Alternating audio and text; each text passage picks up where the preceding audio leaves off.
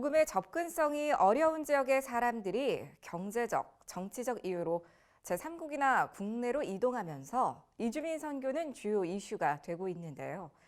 하지만 그 필요성에 비해 아직 미흡한 부분이 많습니다.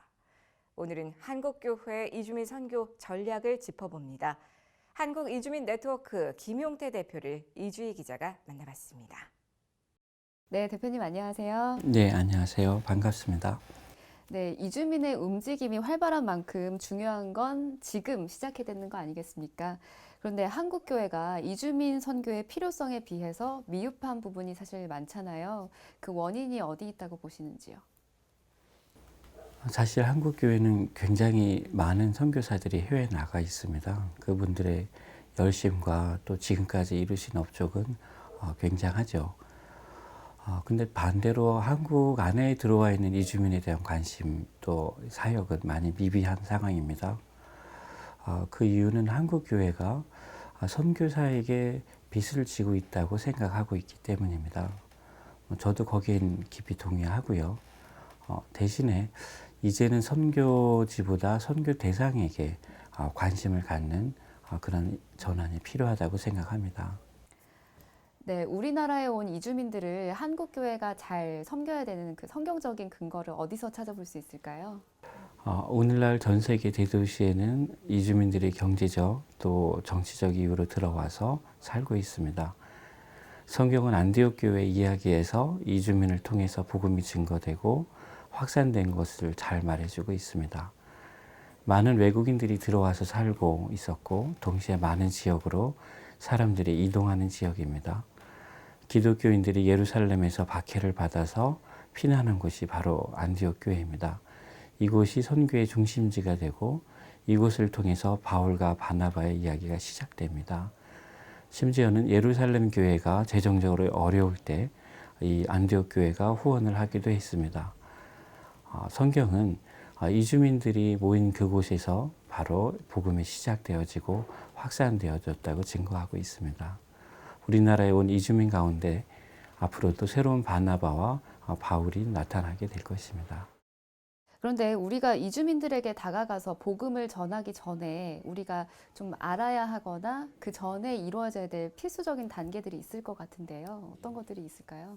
다른 문화에 접근하기 위해서는 가장 먼저 자신이 가진 신앙적 가치를 정립해야 합니다.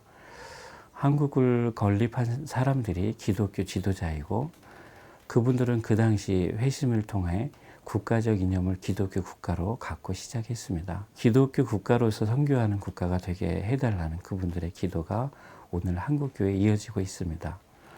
이 부분에 대한 완전한 동의가 오늘날 한국교회에는 아직 없습니다.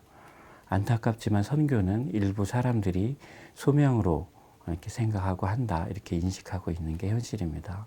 이제는 이주민에게 복음을 전하는 일이 한국교회의 부업이 아니라 본질이고 기독교 국가인 대한민국의 사명을 이어가는 길이라는 공감대가 확산되어야 합니다. 이러한 공감대가 확산되면 해외에 있는 선교사님과의 협력도 강화되고 또 국내에 들어와 있는 선교사님들과도 활발하게 협력할 수 있게 될 것입니다. 그 이주민들에게 실제적인 도움을 주는 것도 중요할 것 같은데 어떤가요? 네, 그렇습니다. 현재 이주민에게 가장 큰 도움을 주는 것은 한국어 교실입니다. 언어가 구직과 월급 액수에 가장 큰 영향을 미치기 때문입니다. 이주민 선교는 그들의 언어를 배우는 것보다 우리가 가진 공간과 시간을 또 재능을 나누는 데서 출발합니다. 현재 병원에 가면 그 의료보험이 있는 분들은 웬만한 도움을 받을 수가 있고요. 의료보험이 없는 분들은 또 저희와 같은 이주민 선교단체를 찾으면 그분들에게 도움을 줄 수 있는 또 의료기관들을 소개해 드릴 수가 있습니다. 그래서 이주민 선교가 막연하게 어렵다 생각하기보다 어떤 문제든 이주민 선교를 하는 단체들과 연결되면 방법들을 찾아갈 수 있다고 생각합니다. 네, 그 교회도 특색에 따라서 선교의 방법에 좀 차이가 있을 것 같은데 그 자원이 풍부한 대형 교회와 그리고 접근이 용이한 지역 교회의 역할이 좀 다를 것 같아요. 교회는 성령의 감동을 통해서 친밀감을 나눌 수 있고 다양한 전문성 있는 자원들을 공유할 수가 있습니다. 이주민들이 편안하게 생각하고 접근할 수 있는 지역교회 중요하고요. 또 많은 선교적 자원을 가지고 있는 대형교회도 중요합니다. 이 두 교회가 결합되어지는 것이 가장 중요한데요. 그 방법은 저는 지역마다 이주민 선교를 하는 단체들이 많이 있습니다. 또 작은 교회들도 있고요.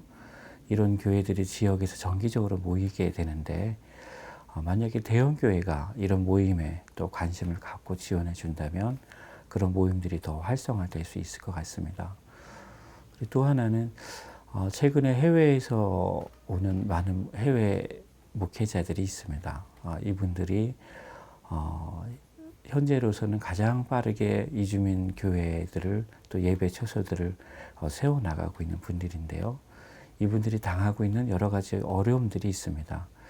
만일 대형교회가 한 분의 이런 현지인 목회자를 도와줄 수 있다면 많은 예배 처소를 세우고 또 그 예배 처소를 통해서 이주민 선교를 세워나가는 데 도움이 많이 될 것 같습니다. 네. 아무래도 그 상황에 처해 본 사람이 그 마음을 제일 잘 아는 거잖아요. 그 이주민이 이주민 선교를 할 수 있는 방법은 없을까요?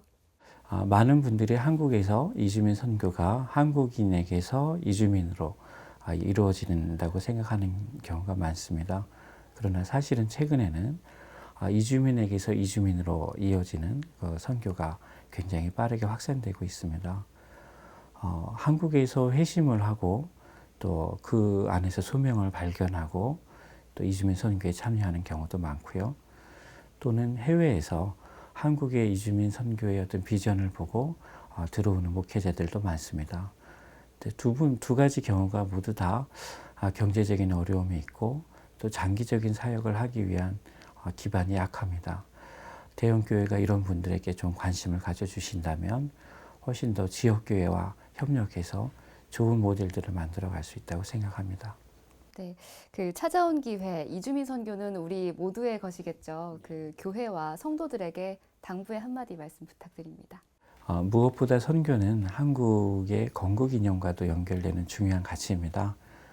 조금만 성도 여러분들이 관심을 가지면 우리 생활에서 이주민이 이미 깊은 영역까지 들어와 있는 것을 볼 수 있습니다. 그리고 조금만 또 관심을 갖는다면 주위에서 일어나고 있는 이주민 선교 현장들을 만나는 것이 전혀 어렵지가 않습니다.